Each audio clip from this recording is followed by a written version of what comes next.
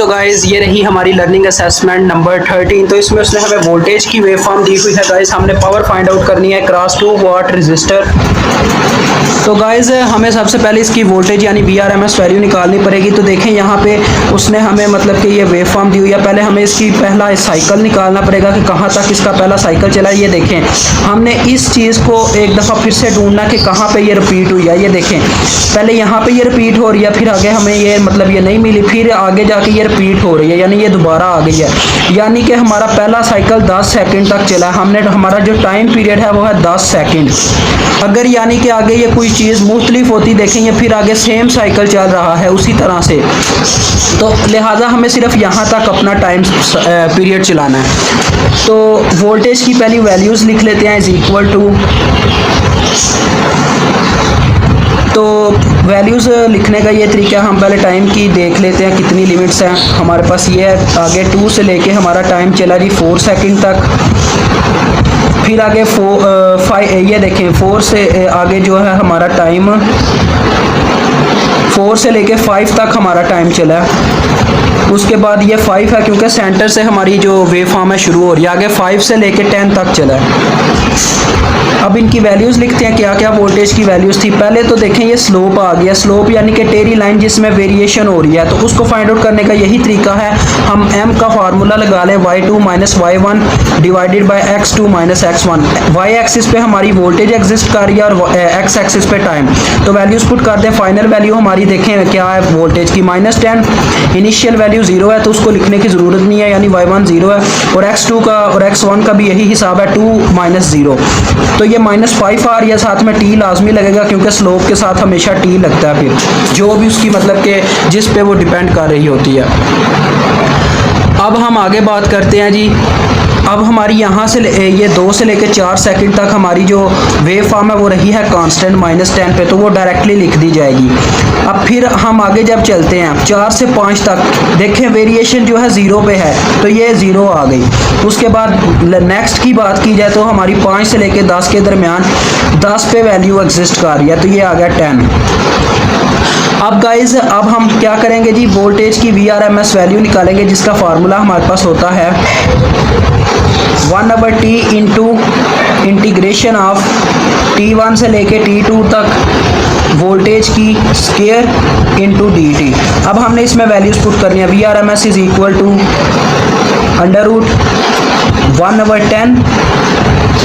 T1 हमारे पास शुरू में क्या है 0 से लेके 2 तक हमारा टाइम है पहला, तो उसमें हमारी वैल्यू है -5t।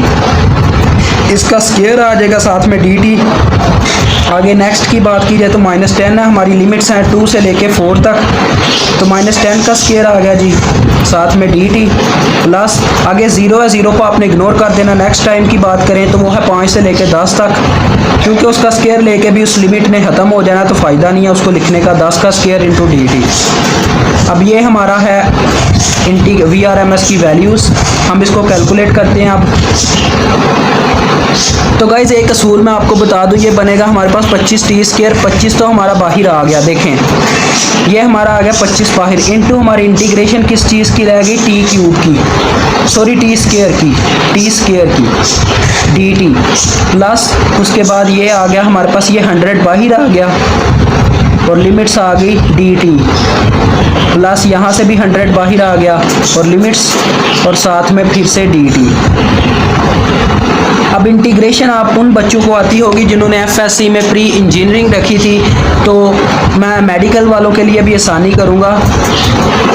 देखें गाइज इंटीग्रेशन होता क्या है, इस जो हमारा होता है वेरिएबल उसकी पावर में एक ऐड कर देना। अगर उसका मतलब कि जो डेरिवेशन है साथ में मौजूद है, t की डेरिवेटिव क्या होता है 1 होता है, 1 इसके साथ मौजूद है, तो हम इसकी पावर में एक प्लस कर देंगे, जो पावर आएगी उसी से डिवाइड कर देंगे। अब ये क्यूब आ रही है यानी 3 से हम डिवाइड कर देंगे, तो ये आ जाएगा 1/10 और इंटू 25 डिवाइडेड बाय 3 आ गया और t क्यूब। अब लिमिट्स भी साथ में अप्लाई होने वाली है नेक्स्ट स्टेप में, प्लस 100। अब d इसको कैंसिल कर देगा और सिर्फ t रह जाएगा और लिमिट्स पुट हो जाएंगी 2 से 4 तक, प्लस 100। फिर से यहाँ पे t सिर्फ रह गया जिसके साथ मतलब कोई नहीं चीज़ होती वहाँ पे t बाहर आ जाता है, d और ये आपस में कैंसिल हो जाते हैं। तो 5 से लेके 10 तक, और ये हो गई हमारी पूरी variation. VRMS is equal to अब मैं इस सवाल को ज़्यादा लंबा नहीं करूँगा। आपने यहाँ पे क्या करना है जी, upper limit minus lower limit T की जगह पुट करके जाना है, यानी कि 2 क्यूब माइनस 0 क्यूब, और इसमें 4 माइनस 2 आ जाएगा, इसमें 10 माइनस 5 आ जाएगा, और जो उनके कांस्टेंट उनके साथ मल्टीप्लाई हो जाएंगे। अब ये देखें हमारे पास क्या बनता है फिर।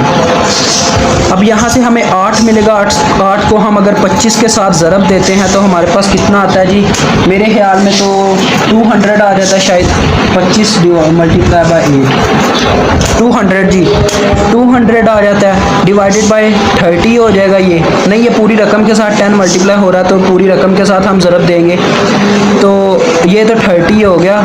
उसके बाद नेक्स्ट जब ज़रब होगा तो यहाँ से हमें क्या मिल रहा है, 2 मिल रहा है, 200 बन रहा है। 200 को जब हम 10 से डिवाइड करेंगे तो हमारे पास कितना रह जाएगा जी, हमारे पास रह जाएगा 20। और नेक्स्ट की बात करें तो यहाँ पे हमारे पास क्या बनता है, यहाँ पे हमारे पास बनता है 10 माइनस 500। 500 को 10 से डिवाइड किया तो 50 बचा हमारे पास। तो ये जी हमारे पास आ गई लिमिट्स से VRMS। अब मैं इसको कैलकुलेट कर लेता हूँ कैलकुलेटर पे।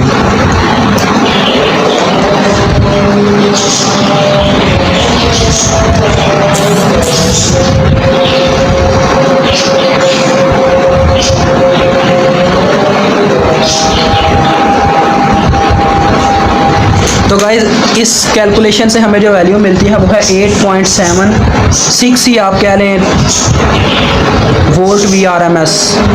अब हम इसको कैलकुलेट क्या करेंगे, पावर में पुट कर देंगे, P across 2 watt is equal to VRMS का square divided by R which is equal to 8.76 का square divided by 2 which is equal to.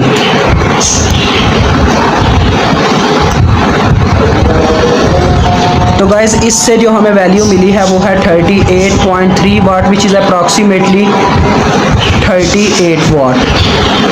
मुझे उम्मीद आपको समझ आ गई होगी। अल्लाह हाफिज़, अस्सलाम वालेकुम।